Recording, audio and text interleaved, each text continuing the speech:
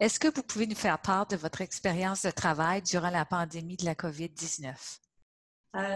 Donc, moi, je travaille pour Médecins du Monde, qui est une ONG dont la mission est de favoriser l'accès aux soins pour tous, spécialement pour les populations vulnérables et marginalisées. À Médecins du Monde, je travaille à la clinique Migrant, qui est une clinique pour personnes migrantes à statut précaire, donc des gens qui n'ont pas de couverture médicale. La clinique Migrant, c'est une clinique qui est menée par des infirmières et soutenue par un groupe de médecins bénévoles. Et moi, là-bas, à la clinique, ce que je fais, je m'occupe particulièrement de la santé des femmes et des enfants. Dans le cadre de la pandémie de COVID-19, mon expérience a vraiment été une expérience de clinique froide parce que on voit donc une clinique où on ne voit pas les patients qui sont symptomatiques, mais les patients qui ont des besoins de soins de santé primaires tout autres. C'est sûr qu'on a complètement repensé notre façon de donner des soins. Depuis la pandémie, on travaille beaucoup plus en télémédecine. On va voir les patients qui ont... on va faire des consultations en télémédecine pour les patients qu'on n'a pas besoin de voir en face. Puis quand on juge qu'on a besoin de voir les patients, on a mis tout un système de mesures en place pour répondre aux lignes directrices émises par Santé publique. Est-ce que vous pourriez nous faire part d'une expérience positive que vous avez eue au niveau de votre pratique professionnelle durant cette pandémie? Donc, une expérience qui a été positive pour moi dans le cadre de la pandémie de COVID-19, c'est vraiment comment on s'y est pris pour gérer toute la réorganisation de nos services à la clinique. Donc, on est une très petite équipe, une équipe où les infirmières ont beaucoup d'autonomie. Puis une équipe aussi où la gestion horizontale est vraiment mise de l'avant. Donc, ce qui est arrivé, en fait, c'est que, comme vous le savez, les lignes directrices de santé publique changeaient de plus en plus rapidement. Ça devenait vraiment difficile de s'adapter au début de la crise. Donc, en se concertant, on a décidé de fermer la clinique pour une semaine, puis de vraiment se brainstormer, puis se concerter les uns les autres pour voir quel service était essentiel, c'était quoi vraiment les besoins de la population qu'on voulait desservir, comment on pouvait le faire de façon à ce que nous, on reste sécuritaire, puis les patients aussi qu'on dessert. Donc, puis ça, ben, ça s'est vraiment fait en se concertant les uns et les autres. On a vraiment travaillé en équipe. Tout le monde a eu son mot à dire. Tout le monde a été entendu. Puis les gens en bout de ligne qui ont pris la décision, mais c'est les gens qui sont sur le terrain aussi. Donc, je pense que ça a vraiment fait en sorte...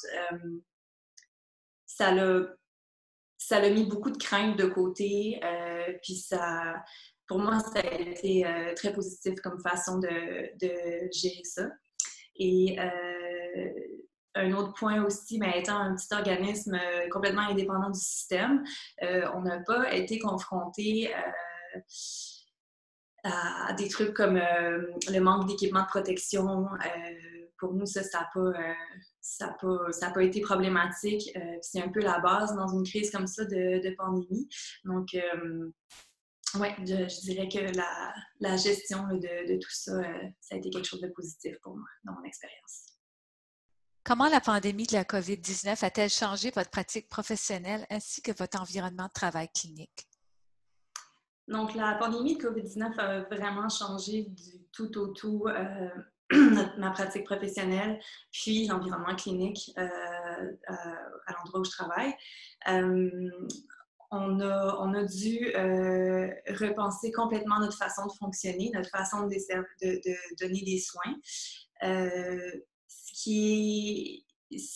Donc, ce qu'on a fait, c'est qu'on a vraiment mis de l'avant la télémédecine, le télétravail, travail pour essayer de réduire le plus possible les contacts entre les membres de l'équipe, puis aussi entre les patients. Donc, tous les patients qu'on juge qui n'ont pas besoin d'être vus en personne sont vus ont des consultes au téléphone. Puis, les autres viennent, mais on est capable d'espacer leur rendez-vous assez pour, de un, qu'ils se côtoient pas, puis de deux, qu'on ait le temps de désinfecter là, la clinique entre les patients. Puis aussi, pour ce qui est des membres de l'équipe, ben, on a tout refaçonné notre horaire pour être le moins possible en contact les uns avec les autres parce que notre clinique est quand même petite. Alors, d'un sens, c'est super parce qu'on peut continuer quand même de répondre aux besoins de la clientèle qu'on dessert. Mais d'un autre côté, le manque d'interaction humaine au sein de l'équipe, puis aussi avec les patients, bien évidemment, mais au sein de l'équipe, c'est très difficile. On fait un travail avec une clientèle qui est pas facile, puis qui peut vite venir lourd quand on est isolé. Alors, c'est dans ce contexte-là que les liens entre l'équipe sont vraiment importants. C'est vraiment le support qu'on peut s'apporter les uns les autres. Puis l'expertise de chacun aussi qui est partagée parce qu'on est une équipe, une clinique menée par des infirmières, mais on a aussi des travailleurs sociaux, des psychologues, puis des médecins bénévoles aussi. Donc, de ne pas avoir la possibilité de faire des réunions d'équipe comme on le faisait, de faire des réunions impromptues aussi entre certains, pour se concerter sur certains cas, de luncher ensemble. Toutes ces interactions-là sont qu'on n'a plus maintenant à cause de la pandémie. C'est extrêmement difficile. On est en train de s'adapter, c'est certain.